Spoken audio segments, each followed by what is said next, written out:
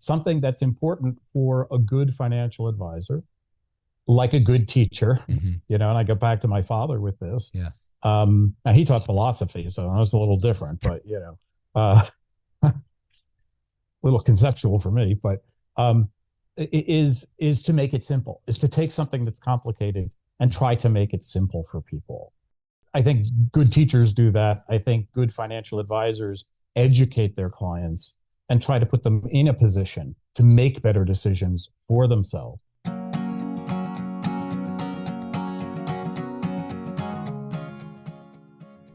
Welcome to the Company of Dads podcast. After 120 plus episodes, we're doing something different this season. I'm still your host, Paul Sullivan, and we're still focused on lead dads, working moms, and how small changes at home or work can have a big impact on their lives. What's new is each episode now promises to deliver actionable advice on some area of concern at home or at work. Short, direct, again, actionable. 5 questions, 5 answers. This week, our guest is Tim Smith, also known as the Financial Dad. We're going to focus this podcast on tips he gives parents to help them educate their children on financial decisions they're going to have to make in life. His day job is as the founder and chief executive of Aurora Private Wealth, based in Sarasota, Florida.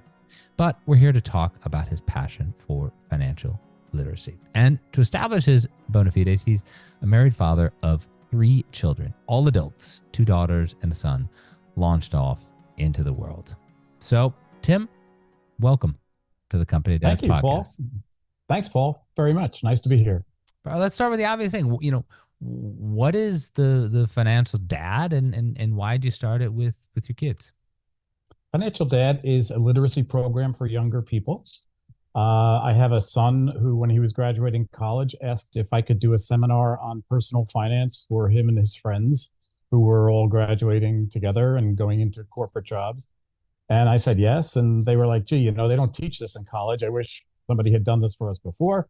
And that became my children all saying to me, you should teach young people about personal finance. You'd be, they thought I'd be good at it, that kind of thing.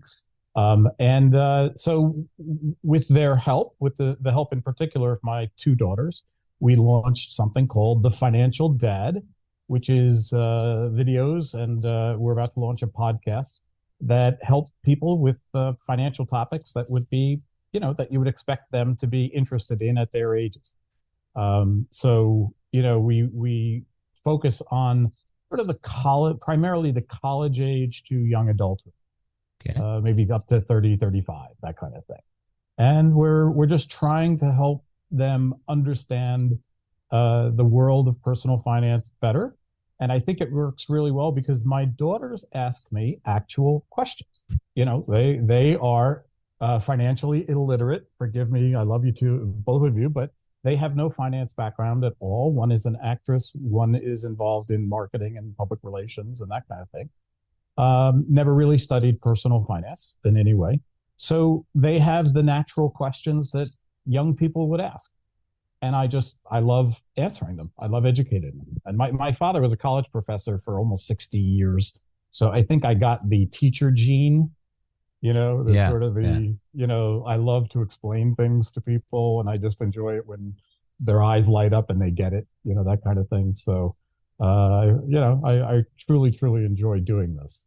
All right, that's good. All right, question 2. I mean, you just said you established your credentials here. You've run this wealth management firm for decades now. Your dad was a college professor. You've got kids who gamely participate in this, but you kind of have a leg up over most lead dads. I mean, this is what you do day in and day out. You help adults make better financial decisions. So, what advice do you give to parents who may not have that background to help their kids learn basic financial literacy? Well, I think, the parents fall into 2 categories: people who have an interest in personal finance and people who don't. For those people who have some kind of an interest in personal finance, I can spend time with them, and then they can work sort of with their children, if you will. If they don't have an interest or an aptitude for personal finance, I'm always happy to talk to their kids if they would like some help. But my advice to them is typically more along the lines of, hey, if you have a financial advisor, ask that advisor to speak to your kids. That person, believe me, that person, there's a huge thing in financial services where financial advisors want to hold on to not only their clients, but the kids of their clients, for a variety of competitive reasons, and, try not to lose the business. So they will usually be very happy to talk to the children of their client and give them, free financial advice, basically. They're not going to, generally speaking, they're not going to charge them or, say, well, you don't have any money with me, so I'm not going to help you. Most financial advisors, I think, will be very, very helpful. Now, if you don't have a financial advisor, you kind of have, a couple of choices. One is to find a financial advisor who would speak to your kids, right? Yes. That's a simple one. The second, I guess, would be to send them to the financial dad, and let them learn from the content that we have put up online, and and enjoy how we are helping them. But in the non-self-serving side of the answer, I think that helping them find resources, whether it is financial advisors or even their own accountant, if they have somebody who prepares tax returns. A lot of accountants have pretty broad general knowledge of financial matters and can be really helpful with general questions. They usually probably won't want to or shouldn't get into individualized advice about something like, how should I invest my money? Right. Because that's, I wouldn't tell them how to do a tax return. And, generally it's my job to help people invest their money. So anybody who is in their orbit, in their circle of professionals, friends, etc., could come in and help them with their own children if they really just don't have the knowledge, again, the aptitude to do it themselves. So I think that would be probably the best way to go, short of Googling, financial help for young Right. people or financial literacy or what have you. Yeah, I mean I love it. It's great. Question 3, as I'm listening to the answers to questions 1 and 2. Question 3, we would be horrible parents if we did not talk to our children about drinking, about drugs, about sex. I mean, those are things that no parent is not going to have that conversation, however difficult it is with our children. On the flip side, if we as parents get sick, we get cancer, heart disease, something like that, we would sort of at the appropriate time bring our children in so they know what's going on with their mom and dad. But when it comes to money, plenty of parents never have that talk with their kids Yes. around how they should manage money. And the flip side of it, to do that, illness analogy, they never tell their kids how much money they have, whether they have $1,000, $1 million, $100 million. How do you help parents realize how important it is for this financial literacy conversation to at least originate with their parent, even if other people like yourself fill in the details with their expertise? Yeah, I can tell you that along the way, so I'm a certified financial planner, so I tend to be holistic in my work with a client. And along the way, you tend to develop a pretty good relationship with that client, with a couple typically. And along the way, they will often bring up the topic of their children and their children's financial situations. And that opens the door for the possibility of discussing, how are your children with money? Have you talked with them about money, about your money, their money? In most cases, the kids are asking their parents questions about finances. And so the door is usually somewhat open for the conversation. I mean, I've had clients whose kids had addictions or had very serious problems of various kinds, and the parents' primary concern is not what money we have that we're leaving to you. their primary concern is how do we keep this kid financially solvent and get them through rehab or some sort of a problem like that. And parents obviously take to heart every pain of their children. The parent Yeah. feels, right? So you if you empathize with people at all, you can only you feel it with them, of course. But I think that in the development of that relationship, you typically are going to have a conversation about the children in general, in particular estate planning when it comes to that. Yeah, but And that that's often, more sophisticated stuff, Tim. I'm thinking like, you yeah, send, I've got three daughters. You send your high school age daughters or sons off to a party. And we've all been to parties. We know what a party is like. It's going to be slightly different. You would never send them off to that party and not say, please don't drink, or if you do drink, please don't drive. You would have some sort of talk with them. And instead, if I'm hearing you correctly, it's like your clients are coming to you saying, well, yeah, we should talk to them about money. We would not like the course of like being a parent. We often have conversations that could be awkward, but will ultimately either protect our yes. children or help them develop into adults. Talking about finances is crucial to them. What do you think is the impediment that parents face to get them to have that conversation, to go to you first? I wouldn't go to you. If you were my doctor, I wouldn't say, I don't know, should I talk to my kids about drinking drugs and sex? Your doctor would look at me like, what are Right. you doing? Like, well, yeah, of course. What are you, an idiot? Like, yeah, Yeah. you got to go do Yeah. this. Yeah. So why do you think, not just you, but financial advisors in general, parents are afraid to have that conversation directly with their kids? Do they not really know it well enough themselves? Or are they leery? What keeps them Yes, from Paul, doing it? that's a big part of it. I think that a lot of lay people, if I could use that term, folks without financial background or training or experience in personal finance, it gives them anxiety, Right. in their lives, and so they're going to be more reactive in dealing with their own children about. If the kid asks a question, they'll do their best to ask the question or steer them. But a lot of people just aren't comfortable with these topics in general. They're not knowledgeable of these topics in general. And so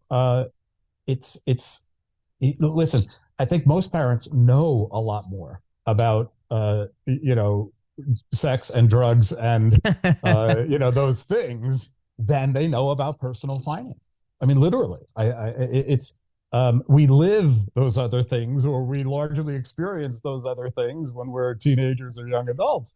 But personal finance is something where most people are making their way as they go themselves, Great. throughout their lives.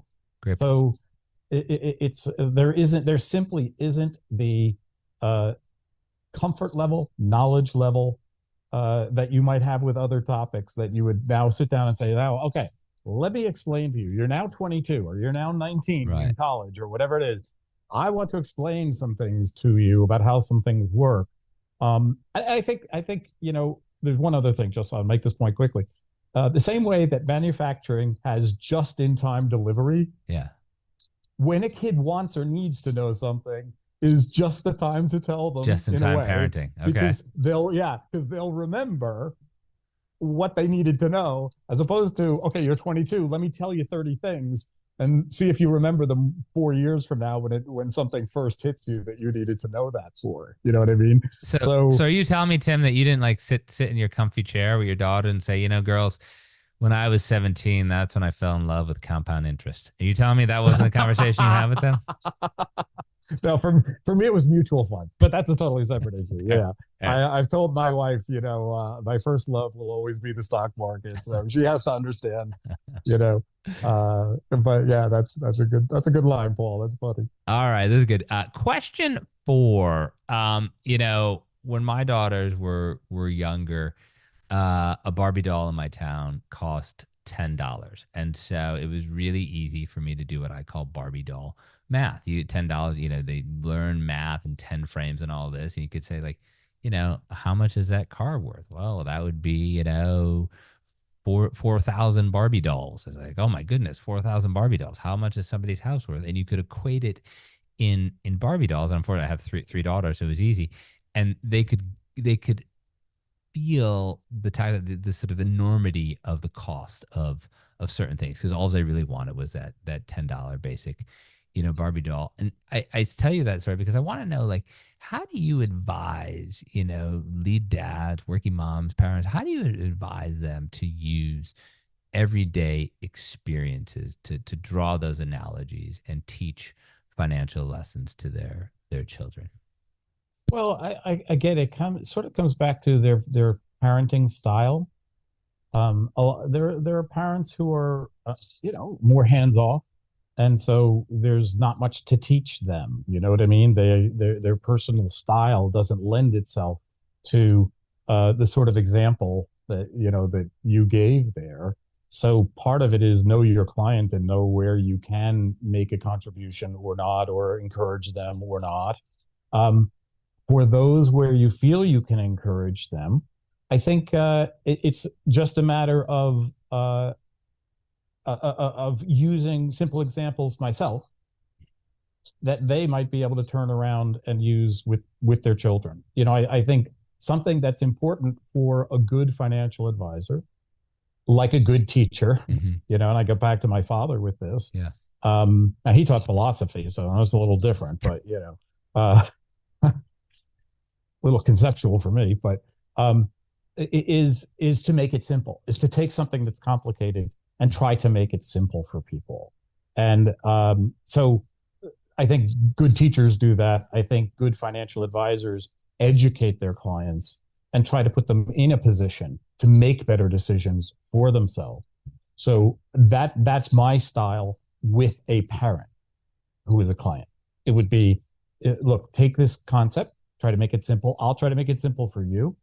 And now you can make that simple for your child and use similar language or what have you to make it simpler for your child. I think that's the way that financial advisors can do it. It's certainly the way that I do it, but I think that's the way that financial advisors can do it, is to make it simple for the parent, give them examples that are simple for them, and from there and put it in language they think their child will understand better. It's been great, Tim. All right, question 5. Not to go negative in the last one, but what are some of the common financial mistakes that you've seen parents make? Unintentional mistakes, but what are some of the common ones you've seen parents make, and how can lead dads really aim to avoid those mistakes? Yeah, I can tell you that I would say the most common thing that I see is that all parents are examples for their children.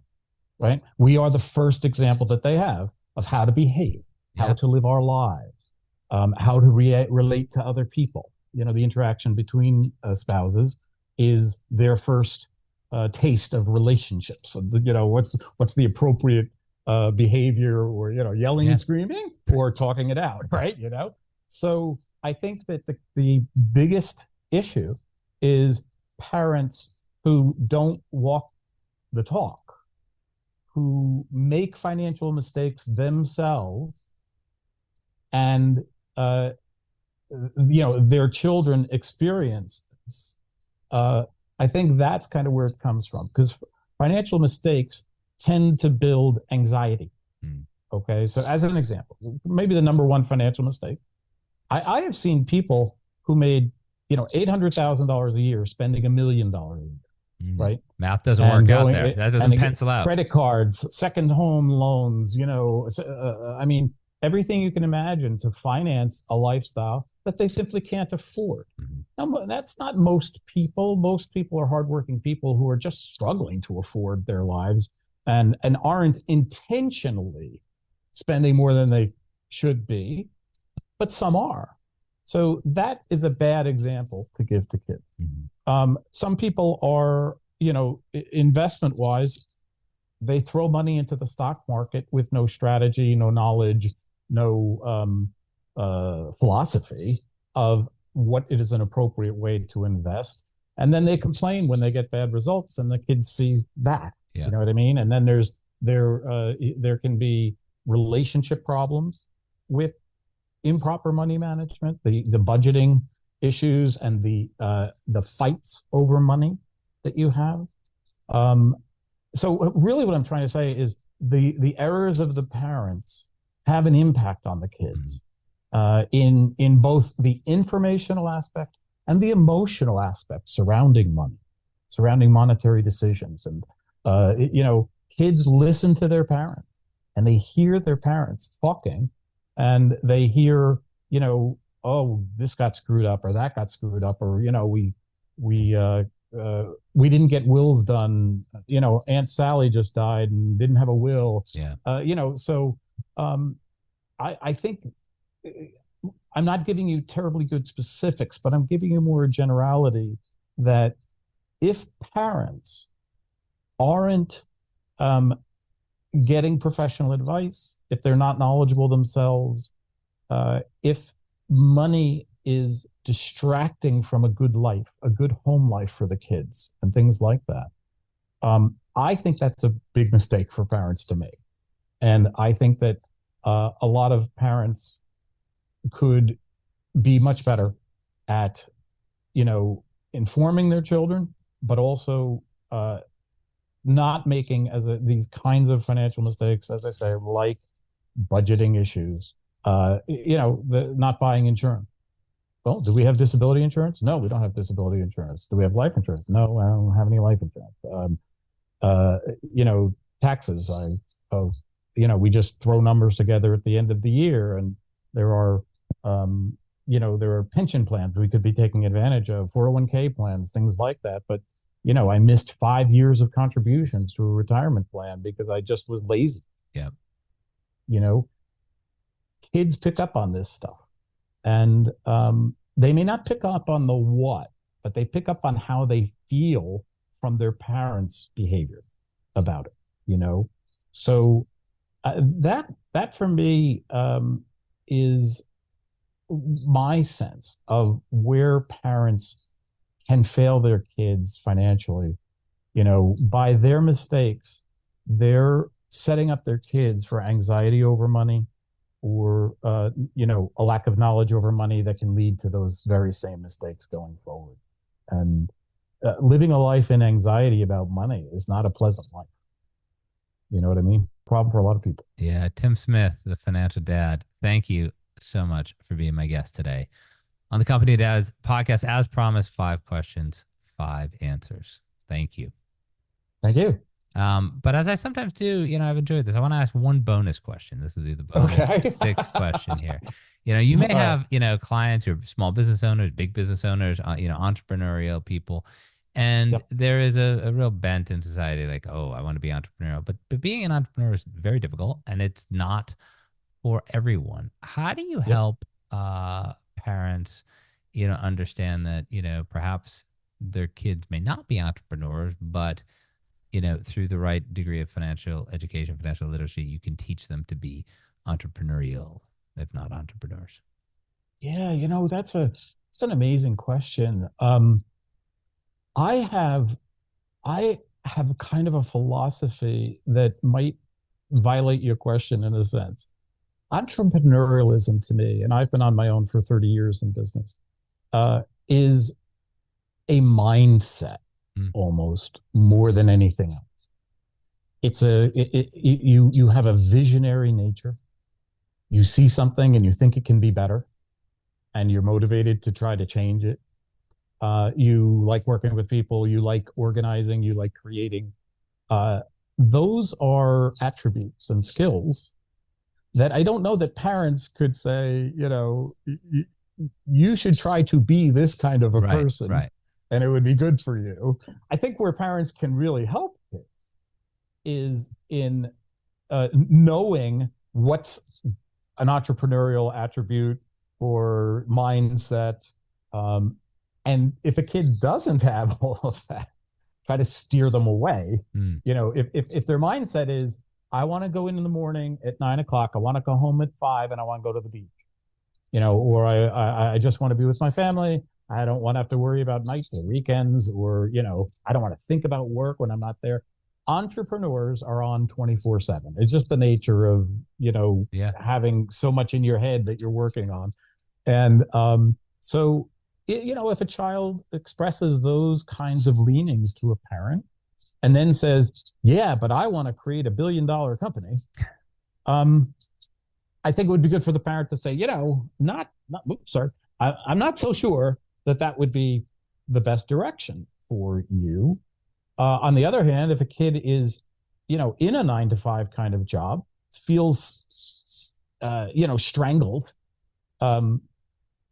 is able to articulate a vision of something that they think they could be doing and creating, and seems to have the drive, the organizational skills, a little bit of financial skill is helpful. Yeah. I took a year of accounting, and God knows it's been one of the best things I took in college, as an entrepreneur. So if they have those attributes and they're unhappy in what they're doing, the ability for parents to support that child in making a transition, I think, would be really wonderful.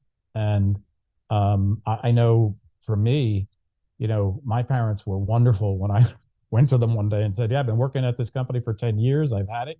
And I feel that I feel like I'm just stifling and I need to get out. And it's going to be a bit of a transition. Just need to know can you back me if I need help, and they were all for it. And, I've never looked back since that day. That's great, Tim. And I wish I could have been a fly on the wall in that room with your philosophy professor dad, as he was sort of, Well, Socrates would have said. Yeah. What Marcus Aurelius. Tim Smith, the financial dad. Thank you again for being my guest on the Company of Dads. Thank you, Paul. It was a pleasure. Thank you. Thank you for listening to the Company of Dads podcast. I also want to thank the people who make this podcast and everything else that we do at the Company of Dads possible. Helder Mira, who is our audio producer. Lindsay Decker, who handles all of our social media. Terry Brennan, who's helping us with the newsletter and audience acquisition.